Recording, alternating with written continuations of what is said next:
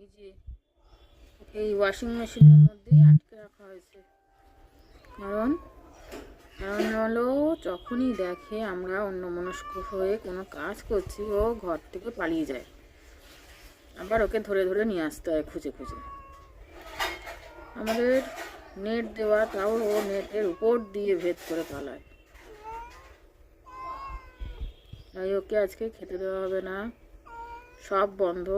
আর কেঁদে কী হবে, আমি খুলবো না তো। না থাকো, ওখানেই থাকো, ওখানেই থাকো, খোলা হবে না, ওখানেই থাকো। না না আমি না না সরো, না না ভিতরেই থাকবে আজকে।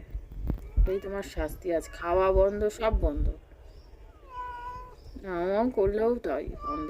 তুমি চলে যাও, বাড়ির থেকে যাও, এখানে আটকানো থাকো, আর যেতে পারবে না।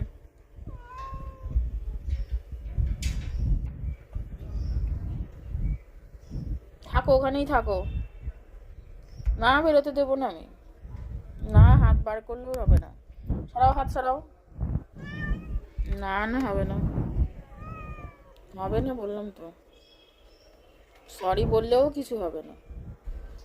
গলা দিয়ে আওয়াজ বেরোচ্ছে না, না মোটে।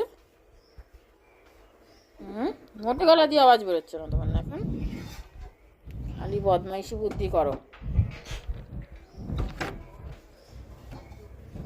খালি পালানোর ধান্দা, খালি পালানোর ধান্দা।